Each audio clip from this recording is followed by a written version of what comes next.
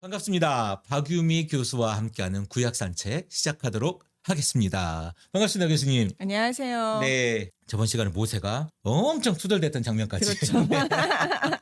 투덜투덜대던 장면, 네. 밖에서 욕 먹고 와가지고 네. 하나님한테 투덜투덜대던 장면까지 우리가 보았습니다. 오늘은 이제 6장, 6장 보면, 근데 그렇게 투덜대니까 모세가 하나님 하란 대로 했더니 우리 백성들 더 고생하고 나는 욕만 뒤지게 먹고 이게 뭡니까? 이랬단 말이에요. 그러니까 이제 하나님께서 또 이렇게 반응을 하셔요. 1절에 보니까 여호와께서 모세에게 이르시되 이제 내가 바로에게 하는 일을 내가 보리라. 강한 손으로 말미암아 바로가 그들을 보내리라. 강한 손으로 말미암아 바로가 그들을 그의 땅에서 쫓아내리라. 하나님이 하신대요. 그렇죠. 강한 손으로 말미암아, 그래서 강한 손으로 말미암아 이렇게 두 번 나오잖아요. 이게 이제 강한 손이 뭐냐면 하나님의 권능이에요. 하나님의 권능, 하나님의 이적, 하나님의 놀라운 일들. 바로에게 뭔가를 하실 거라는 거죠. 예, 그 첫 번째고, 그 다음에 이제 바로가 그래서 보낼 거다. 내가 하는 일을 보고 바로가 마음을 돌이켜서 반드시 쫓아낼 거야. 그러니까 지금 당장은 내가 아무것도 안 했으니까 안 쫓아내지만 바로가 내가 하는 일을 보면 반드시 너네들을 보낼 것이다. 넌 좀 두고 봐라. 이제 이렇게 말씀을 하시는 거죠. 분명히 이제 그런 반복을 통해서 나는 분명히 약속을 지킨다. 그리고 내가 큰 권능을 보여줄 것이다. 이제 이렇게 약속을 하시는 거죠. 강한 손 이렇게 말씀하시잖아요. 네네. 보통 우리 성경에서 보면 하나님의 오른팔 뭐 그런 느낌 아닙니까? 맞아요. 그러니까 손이라는 게 원래 힘이거든요. 내가 내 손으로 치리라 뭐 이렇게 얘기하는 것처럼 그 힘이나 능력, 권능 이런 걸 표현하니까 그래서 강한이잖아요. 거기다 또 그냥 손도 아니고 그러니까 아주 큰 기적이나 어떤 신적 파워를 보여주시겠다고 분명히 약속을 하시는 거죠. 내가 이제 힘 좀 쓸 거니까 좀 예, 기다려봐 예. 뭐 이런. 바로가 그냥 맨입으로는 안 보내고 내가 큰 힘을 보여줘야 그제서야 보낼 거니까 좀 기다려봐. 네, 그렇게 말씀하시면서 이제 하나님이 모세를 달래시는 거죠. 근데 1절의 그 말씀보다 저는 더 신뢰가 가고 더 그 안정된 걸 얻었을 만한 구절이 2절인 것 같아요. 하나님이 모세에게 말씀하여 이르시되 나는 여호와니라. 이 말이 정말 안정감과 힘이 됐을 것 같아요. 아직은 몰라요. 그러니까 이제부터 시작이에요. 나 여호와야 이거거든요. 쉽게 말하면 이제 내 힘으로 내가 힘을 한번 쓰면 쉽게 이제 말하면 바로가 너희들을 안 보낼 수 없어. 반드시 보낼 거야. 왜냐? 나 여호와거든. 이제 이런 의미의 뉘앙스예요. 네네. 근데 지금 모세도 바로도 이스라엘 백성도 나 여호와야 이 의미를 아직 모르는 거예요. 근데 모세는 한번 그 불꽃 떨기나무, 가운데에서 하나님을 봤죠. 봤잖아요. 그러니까 살짝 맛을 본 거죠. 모세가 그렇다고 해서 본격적으로 하나님의 큰 권능을 본 건 아니거든요. 그러니까 이제 나 여호와야라고 하는 의미가 사실 모세에게도 아직은 그렇게 확 와닿지는 않았던 거죠. 제대로 된 힘을 못 받는 거예요. 아직 하나님의 풀파워 뭐 이런 거 못 봤잖아요. 우리 쉽게 말하면 출애굽기에 제가 주제가라고 그랬잖아요. 여호와가 누구냐? 이제부터 난 여호와가 누군지 나 이제부터 보여줄 거야. 그러면서 이러면서 이제 말씀하신 끝에 꼭 나는 여호와야 이런 말씀 꼭 하세요. 그리고 내가 누구인지 너희가 알게 하겠다. 그리고 여호와인 줄 알았더라. 이런 표현들이 이제 계속 나오는 거죠. 그러니까는 어떻게 보면 전체 이야기는 출애굽하는 이야기이지만 메인 주제는 네. 근데 이제 또 다른 주제로 전체를 이어가는 주제는 여호와가 누구냐? 네, 여호와가 어떤 분이냐?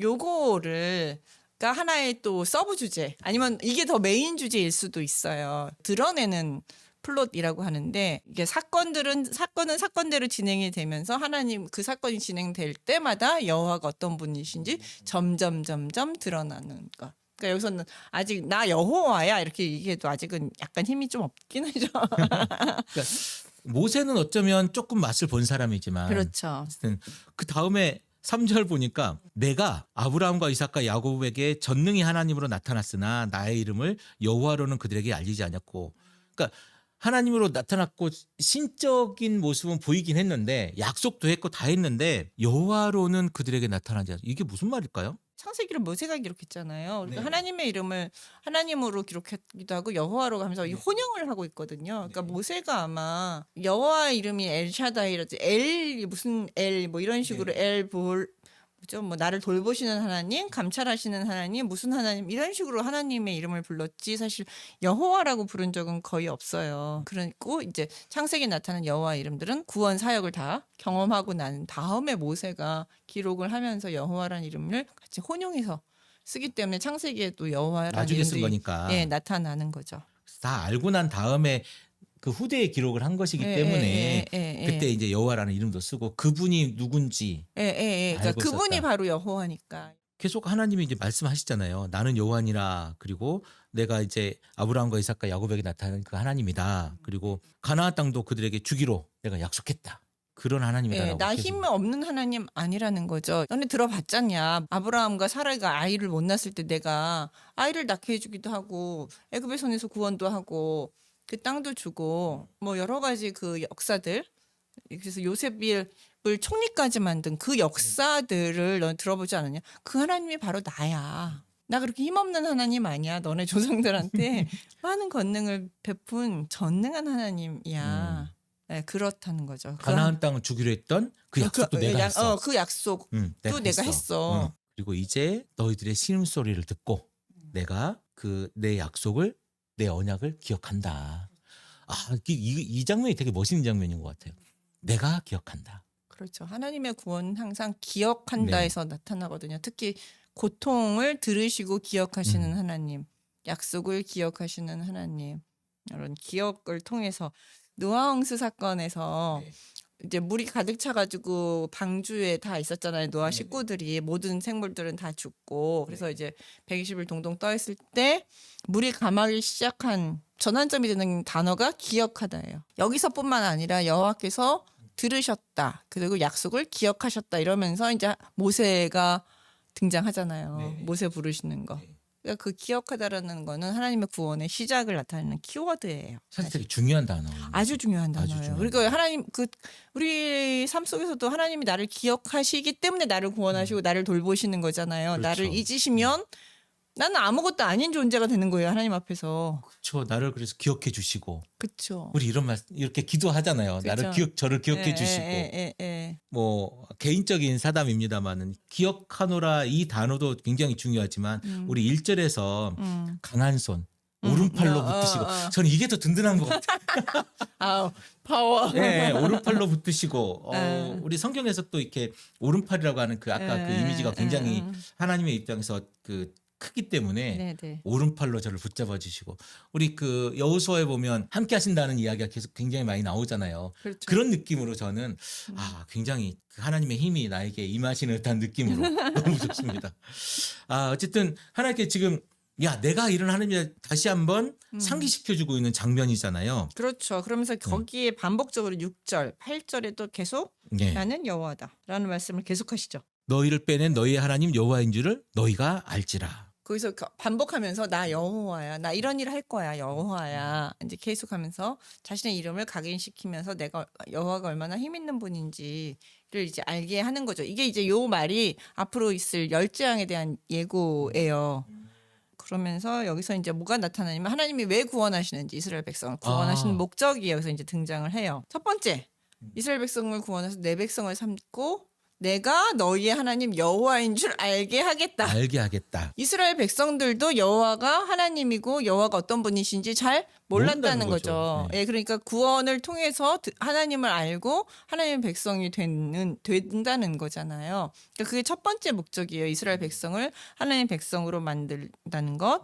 그다음에 두 번째가 바로와 애굽 백성들에게 여호와를 알게 하는 것이 그 두 번째 목적이 되는 거죠. 그다음에 세 번째 아브라함의 약속을 성취하기 위한 거예요. 400년이 지난 후에 애굽에서 나올 것이고 그런 다음에 가나안 땅을 주겠다 이렇게 약속하잖아요. 아브라함 하늘의 별과 같이 땅에 쪼갠 고기 사이로 지나갈 때 그때 그 얘기를 하죠. 하시잖아요. 맞아요. 그러니까 그 약속을 이제 지킬 것이다.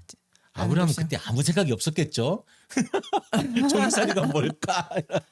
아니 우리 자손들이 왜 정살이를 하지? 뭐 이제 이런 그러니까 왜냐하면 미래니까 네네. 전망인데 정확하게 이해를 다 못할 수는 있어요. 우리 인간은. 근데 네, 그쵸. 결국은 인간은 다 이해를 못하더라도 하나님의 계획은 쉼 없이 돌아가고 하나님의 계획은 정확하게 이루어지는 거를 그런지 이 장면들을 통해서 보는 거죠. 그래서 4절에서 8절까지 정확하게 과거 아브라함에게 주었던 약속을 이제 이룰 것이고 그다음에 그를 통해서 이스라엘과 바로와 모든 백성들이 여호와가 누구인지 알게 만들 것이다. 그렇게 하기 위해서 내가 지금 이렇게 바탕을 깔아놓는 거야. 이번 한 번으로 모든 게 끝나는 게 아니야. 좀 기다려봐. 나를 믿고 기다려봐. 이제 이렇게 말씀을 하신 거죠.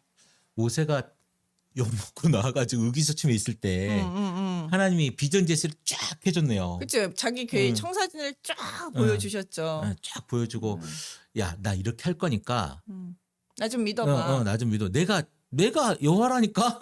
나 여호와야. 나 좀 믿어. 나 여호와야. 이제 이렇게 말씀을 하셨는데 9절 백성들의 반응. 네. 모세 말을 듣지 않는다. 그들의 마음의 상함과 가혹한 노역으로 말미암아 모세의 말을 듣지 아니하였더라.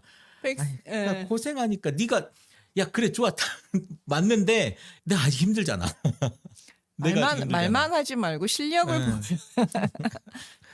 야, 네. 그러니까 사실은 성경에 우리의 비전이 굉장히 들어있잖아요. 소망이 들어있고 미래에 우리가 어떻게 해야 될 것인가, 어떻게 될 것인가가 들어있는데 우리가 지금 힘드니까 안 믿죠. 안 믿고 네. 그리고 인간이라는 자체가 어떻게 보면은 봐야 믿죠. 그 도마의 심정이 우리가 욕을 하지만 뭐 사실 다 뒤져보면 우리 마음이 다 도마 같지 않나요? 뭐가 증명이 돼야 믿고 보고야 믿거나 이런 게 인간의 속성이고 현실은 지금 오히려 더 악화됐기 때문에 믿을 수 없고 원망하고 더 욕을 할 수밖에 없는 상황이죠. 그것도 인간의 어떻게 보면 자연스러운 아니 옛날에 읽을 때는 이스라엘 진짜 바보 같아 이제 이런 생각을 하면서 읽었거든요. 그렇지 않아요? 근데 너무 사실은 이 장면들이 너무 자연스러운 장면인 거예요. 네, 근데 이제 예전에는 와 이 나쁜 사람들 왜 하나님 못 믿지? 그렇죠. 네, 그렇게 읽었죠. 생각을 했는데 우리가 애굽에 살고 그 당시 애굽에 살고 있는 사람이라면 나도 아마 못 믿었을 거고 나도 같이 이 모세를 욕하면서 하나님이 어디 있느냐 하나님이 계시다면 우리를 이렇게 힘들게 만드냐 뭐 이런 얘기를 했겠죠. 그러면서 저거 사기꾼이다 막 물러가라 모세 이러면서. 아니 요즘에도 그러잖아요. 왜 내가 교회 다니고 내가 하나님 믿는데 왜 나에게 그 불행한 일이 자꾸 일어나는가? 왜 나를 힘들게 하는가? 하나님 진짜 있는가? 하나님 진짜 있다면 나한테 뭐 좀 보여주세요. 이런 기도 요즘에도 하지 않습니까? 맞아요. 그러니까 하나님의 선하심을 끝까지 믿고 가기가 사실은 그렇게 쉽지 않아요. 우리 인간이라는 존재가. 그러니까 그런 모습들을 적나라하게 지금 보여주고 있어요. 그러니까 너무 그렇게 우리 인간이 잘났다고 하지 말고 이런 존재니 그냥 겸손하게 하나님이 어떻게 하시는지 계속 믿고 따라가라. 하나님 반드시 약속하신 것은 지키는 분이다. 그러니까 믿고 좀 따라가라. 뭐 이제 이렇게 우리가 이게 설교를 하거나 이야기를 할 수 있겠죠. 그렇지만 그렇게 되기까지 조금 어렵죠. 한참 걸렸죠. 수천 년 전에 쓰여진 이 성경이 지금도 유효하고 지금도 우리에게 의미가 있는 건 사실 그때의 사람과 지금의 우리 인간이 그때의 인간과 지금의 인간이 다르지 않기 때문인 것 같다. 그렇죠. 그리고 이런 자세한 이야기를 쓴 이유는 그때의 인간과 우리의 인간이 같음을 보여주기 위해서 교훈을 받아라. 교훈을 좀 받고 네. 너무 낙심하지도 말고 너무 뭐라 그럴까요? 자신을 우월하다고 생각하지도 말고 그냥 인간이라는 존재는 그런 존재다라는 것을 알아라. 이제 이렇게 얘기하는 것 같기도 해요. 사실은 네. 우리에게. 이렇게 백성들이 말을 안 듣고 그러고 있는데 하나님께서 바로에게 또 가가지고 또 그런 얘기를 하라고 하잖아요. 12절 보니까 모세 마음도 진짜 짠하게 이해가 돼. 모세가 여호와 앞에 이르되 그렇게 얘기해주고 다 했는데 또 백성들이 또 뭐라고 하잖아요. 말도 안 듣고. 그러니까 이스라엘 자손도 내 말을 안 듣는데 아니 저 바로 저 놈이 어떻게 내 말을 듣겠습니까? 네, 해보니까 나는 입이 우둔합니다. 다시 가서 똑같은 말을, 똑같은 말을. 내보내라 뭐 이런 얘기를 하라고 하니 모세 입장에서는 좀 당황스럽고 황당하겠죠. 또 핑계를 대잖아요. 네. 나는 입이 우둔한 자입니다. 못하겠어요 하나님 이렇게 얘기하잖아요. 아니 가서 말하면 뭐합니까? 백성도 이스라엘 자손도 내 말 듣지 않고 바로도 내 말을 듣지 않아요. 여기 아니 12절에 우리 식구도 보시면 말을 안 듣는다는데. 아무래도 나는 말을 못하는 사람인가 봐요. 네. 예, 누구 하나 설득할 수 없다는 거죠. 바로도 안 듣고 백성도 안 듣고 심지어 그러니까 나는 말 못합니다. 뭐 이제 이렇게 하면서 나 안 갈 이건 얘기는 나 안 갈 겁니다. 나 말 못하니까 나 안 갈 겁니다. 이렇게 또 돌려서 네. 거절을 하는 거죠. 전에도 이 거절 한 번 해서 나는 입술이 우둔하여 말을 못하니 보낼 만한 자를 보내소서. 예전에 이제 시작할 때 그랬죠. 시작할 때 그 시작할 마지막 때, 네. 그래서 하나님을 화내면서 그 말 잘하는 아론이 있지 않느냐 막 이러면서 모세도 깝깝합니다 지금. 네, 그러니까 참 지금 하나님과 그 모세 사이에 그 실강이 네. 근데 이게 긴장이 있어요. 있어요. 근데 우리도 이런 처음 신앙생활을 하면 이런 거 있지 않아요? 하나님과 우리 사이에 왜 하나님 빨리 안 이루어 주세요? 하나님 진짜 맞아요? 막 이러면서 아니 이거 하라는데 되지는 일은 되지도 않고 다 꼬이기만 하는데 이거 하는 게 진짜 맞아요? 저는 능력이 없으니까 딴 사람 시키세요. 그 모드잖아요. 지금 해봤는데 나 봐요. 해봤는데 망했잖아요. 나 아니에요. 뭐 이제 이런 제가 개척하고 나서 그 첫 개척지를 떠날 때 이 기도를 했습니다. 아, 나 아닙니다. 아닌 것 같아요. 그때 이제 여러 가지 사정이 있어서 이제 개척지를 떠나게 됐는데 아닌 것 같아요. 하나님 내가 이거는 안 되는 일 아니겠습니까? 진짜 그랬거든요.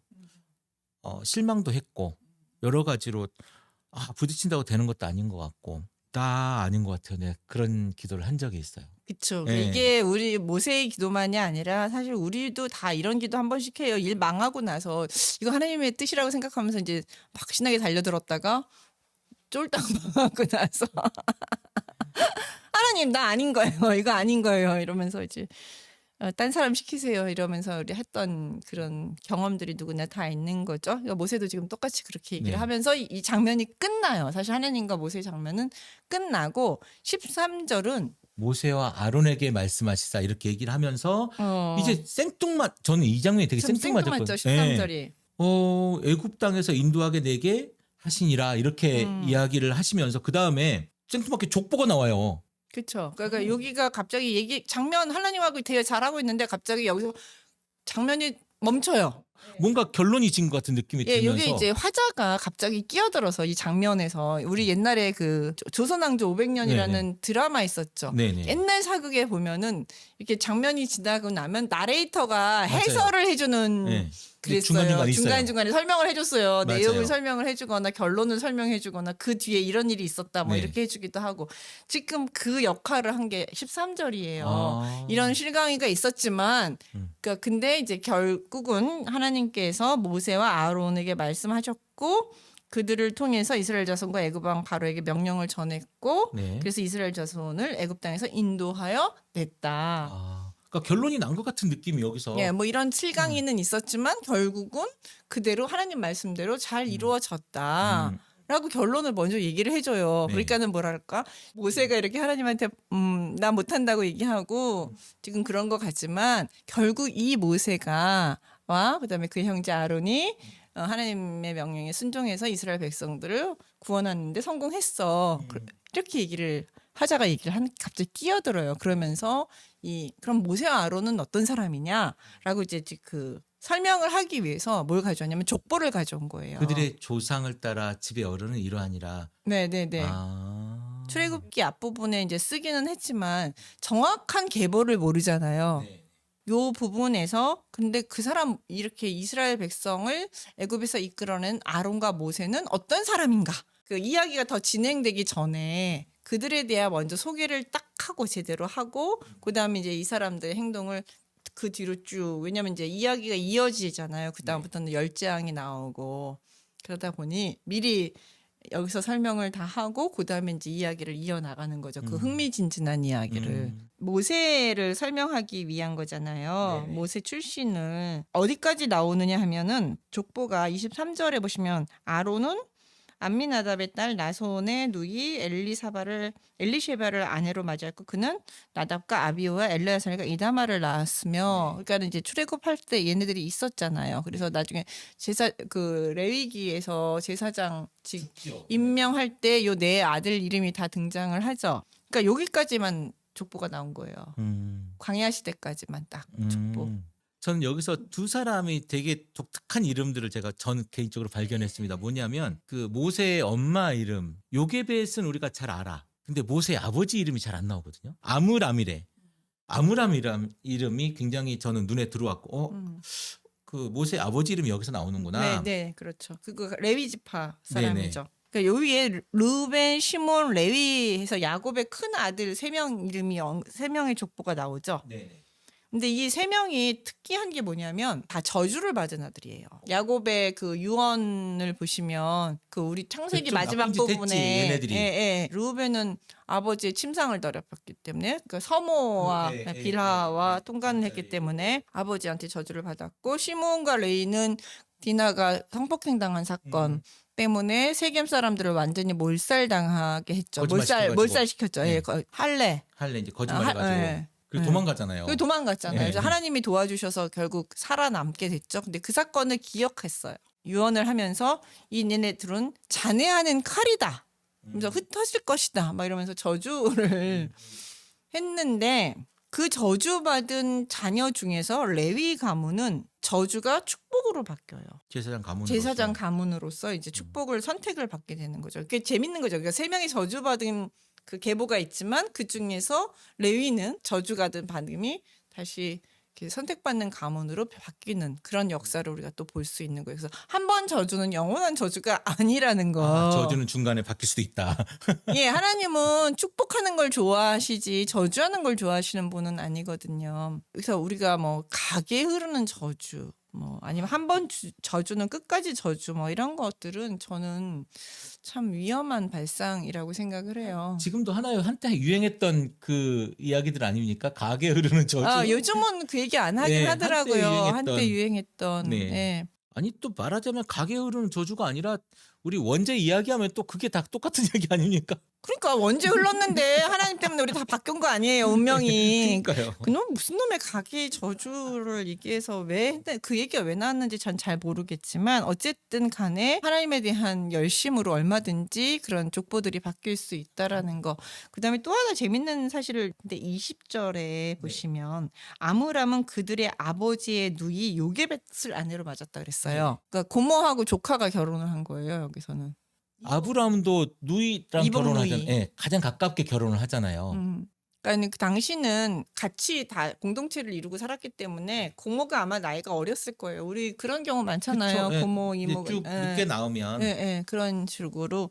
근데 이게 왜 문제가 됐냐면 제가 왜 문제를 삼았냐면 이게 레위기에 하면 결혼 규례에 그 고모와 조카 사이의 결혼은 금지되어 있어요.